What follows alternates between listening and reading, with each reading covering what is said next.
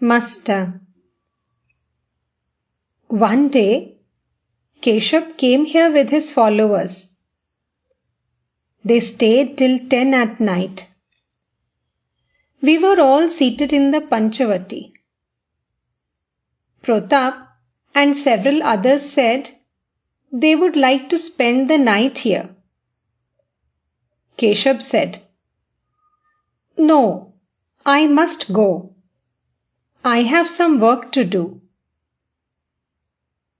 I laughed and said, "Can't you sleep without the smell of your fish basket?" Once a fishwife was a guest in the house of a gardener who raised flowers. She came there with her empty basket after selling fish in the market and was asked to sleep in a room where flowers were kept. But because of the fragrance of the flowers, she couldn't get to sleep for a long time. Her hostess saw her condition and said, "Hello, why are you tossing from side to side so restlessly?" The fishwife said, "I don't know, friend. Perhaps the smell of the flowers has been disturbing my sleep. Can you give me my fish basket? Perhaps that will put me to sleep." The basket was brought to her. She sprinkled water on it and set it near her nose. Then she fell sound asleep and snored all night. At this story, the followers of Keshav burst into loud laughter.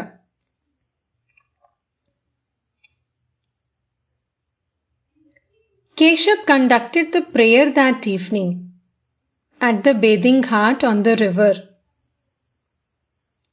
After the worship, I said to him, "It is God who manifests himself in one aspect as the scriptures.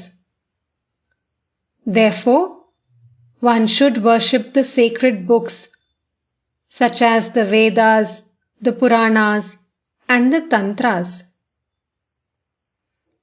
In another aspect, he has become the devotee. The heart of the devotee is God's drawing room. One can easily find one's master in the drawing room.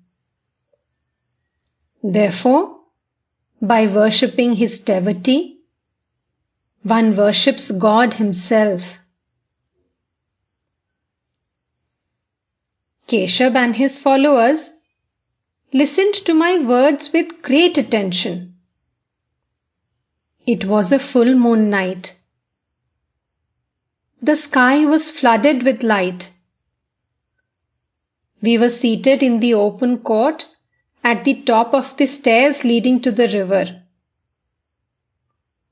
I said, "Now let us all chant Bhagavata, Bhakta, Bhagavan." All chanted in unison, Bhagavata, Bhakta, Bhagavan. Next I said to them, "Say, Brahman is verily Shakti, Shakti is verily Brahman." Again they chanted in unison, Brahman is verily Shakti, Shakti is verily Brahman. I said to them, "He whom you address as Brahma is none other than she whom I call Mother. Mother is a very sweet name." Then I said to them, "Say, Guru, Krishna, Vaishnava." Footnote: The master meant that the Guru, Krishna, and the Vaishnava were to be equally revered. one should honor the Vaishnava because God dwells in his heart. Footnote ends. At this, Keshav said, "We must not go so far, sir. If we do that, then all will take us for orthodox Vaishnavas." I used to tell Keshav now and then, "He whom you address as Brahma is none other than she whom I call Shakti, the primal energy. It is called Brahman in the Vedas when it transcends speech and thought and is without attributes and action. I call it Shakti, Adya Shakti, and so forth, when I find it creating, preserving, and destroying the universe." I said to Keshav, "It is extremely difficult to realize God while leading a worldly life. How can a typhoid patient be cured if he is kept in a room where tamarind, pickle, and jars of water are kept?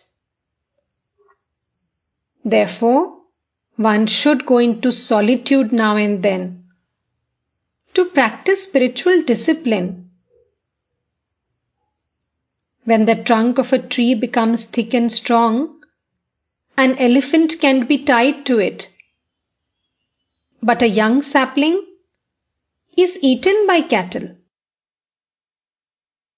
That is why Keshav would say in his lectures,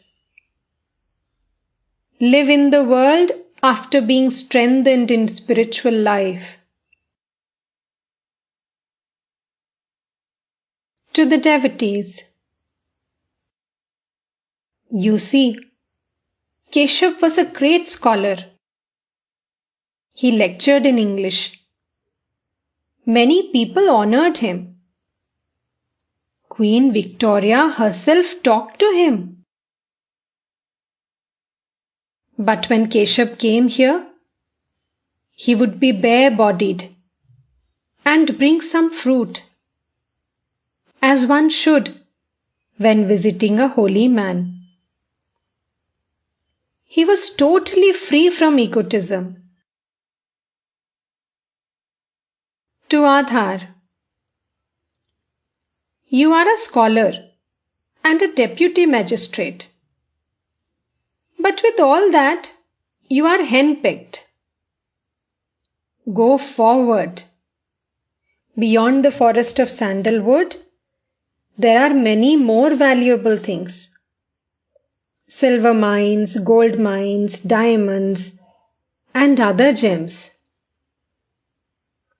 The woodcutter was chopping wood in the forest. The brahmachari said to him, "Go forward."